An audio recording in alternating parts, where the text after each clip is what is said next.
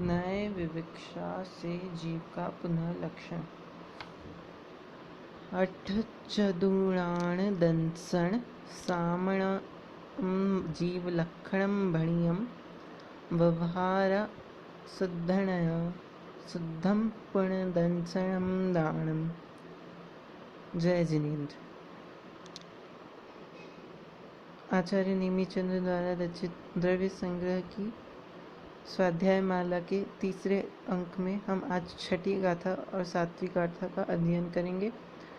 इसमें जीव के लक्षण नए विवक्षा से बताए हैं। नए से बताया गया कि जीव का लक्षण क्या है। व्यवहार नए से 8 प्रकार का ज्ञान, 4 प्रकार का दर्शन सामान्य से जीव का लक्षण कहा गया है। और शुद्ध नय से शुद्ध दर्शन और शुद्ध ज्ञान जीव का लक्षण है। 8 प्रकार के ज्ञान और 4 प्रकार का दर्शन। 4 प्रकार का दर्शन और 8 प्रकार का ज्ञान। 8 प्रकार का ज्ञान कौन? मति ज्ञान, श्रुति ज्ञान, अवधि ज्ञान, कुमति, कुश्रुति, कुअवधि और मनपर्याय ज्ञान, केवल ज्ञान। 8 प्रकार के ज्ञान। व्यवहार नय से, व्यवहार नय से यानी कि सांसारिक तरीके से देखें तो किसी को मति ज्ञान होता है, किसी को श्रुति होता है, किसी को अवधि होता है, किसी को मनपर्याय होता है, किसी को केवल ज्ञान होता है। तो संसार में अलग अलग कैटेगरी है प्राणियों की, तो इन ज्ञानों के कारण अलग अलग कैटेगरी बन जाती है।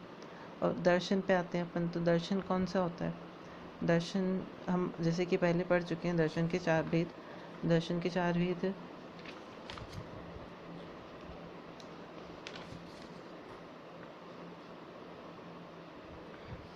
ये चक्षु दर्शन, अचक्षु दर्शन, अवधि दर्शन और केवल दर्शन। ये दर्शन के 4 भेद होते हैं। तो केवल दर्शन तो हम समझते ही हैं, केवल ज्ञान को केवल दर्शन कहते हैं। अवधि दर्शन, अवधि ज्ञान को अवधि दर्शन कहते हैं। और चक्षु दर्शन को आँखों से देखने वाले को चक्षु दर्शन। और अचक्षु दर्शन किसको कहते हैं? जो हम स्पर्श करते हैं या जिसकी स्मेल आती है या जो सुनाई देता है उसे अचक्षु दर्शन, या जिसका स्वाद लेते हैं उसे अचक्षु दर्शन कहते हैं। तो इस प्रकार हमने देखा कि 8 प्रकार का ज्ञान और 4 प्रकार का दर्शन व्यवहार नय से जीव का लक्षण है। जीव होता है उसमें व्यवहार नय से, यानी कि एक व्यवहारिक तौर पे देखेंगे तो ऊपर से देखेंगे तो यही है सार कि उसमें ये चीज़ है। पर निश्चय नय से उसके अंदर का भीतर का देखेंगे तो केवल शुद्ध ज्ञान यानी कि और शुद्ध दर्शन ही जीव का लक्षण है। शुद्ध ज्ञान, शुद्ध दर्शन और शुद्ध ज्ञान। शुद्ध ज्ञान अपनी आत्मा का ज्ञान, अपनी आत्मा में ही लीन होना शुद्ध ज्ञान। शुद्ध दर्शन ही जीव का लक्षण है। आगे चलते हैं 7वीं गाथा पे। 7वीं गाथा को पढ़ेंगे। वर्ण रस पंचगंधा 2 फासा 8 अनिच्छया जीवे नो संति अमुत्ति तदो व्यवहारा मुक्ति बंधादो। इसको ऐसे भी समझ सकते हैं। वर्ण, वर्ण यानी कि वर्ण, रस, रस यानी कि स्वाद, पंच, पंच यानी कि 5 वर्ण और 5 रस, गंधा यानी कि सुगंध या उसकी गंध 2 प्रकार की, 2, फासा यानी स्पर्श, 8 यानी कि 8, निश्चया यानी कि निश्चय, निश्चय, निश्चय नय से जीवे, जीव में कि जिसमें 5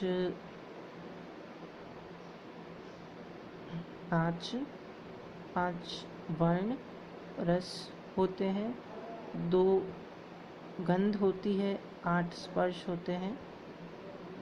वो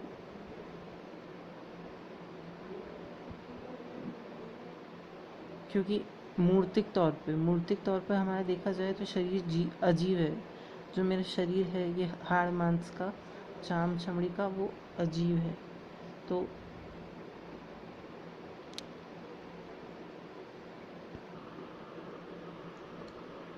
देखिए, मेरी बात सुनिए।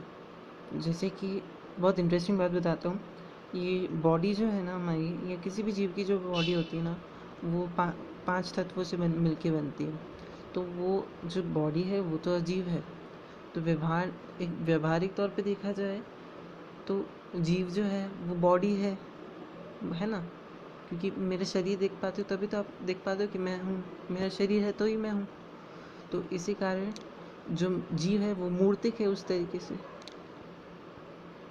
जीव जो है वो मूर्तिक है, परंतु निश्चय में ऐसे देखा जाए तो जीव केवल एक चेतना है, वो अपनी आत्मा है। तो वो अमूर्तिक है, उसको आप हाथ नहीं लगा सकते, उसको देख नहीं सकते, उसको आप कहीं आप उसको स्टोर करके नहीं रख सकते। यस, वो बिल्कुल भी मूर्तिक नहीं है, उसका कोई स्वरूप नहीं है, बिल्कुल वो अमूर्तिक है। उसे न देखा जा सकता है, न उसको स्पर्श करा जा सकता है।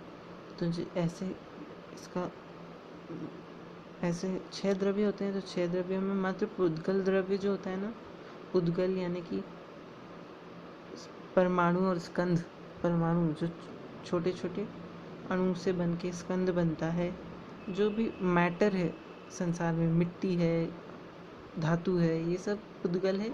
तो पुद्गल ही ऐसा जीव है जो मूर्तिक है, जो दिखता है। इसके अलावा बाकी सब अमूर्तिक है, कुछ दिखता नहीं है।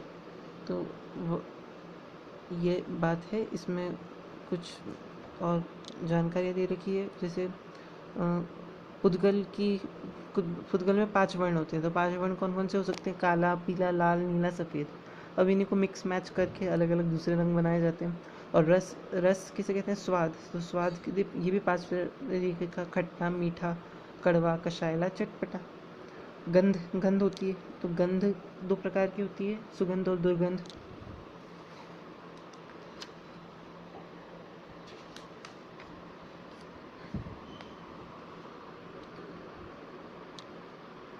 और फिर आता है स्पर्श।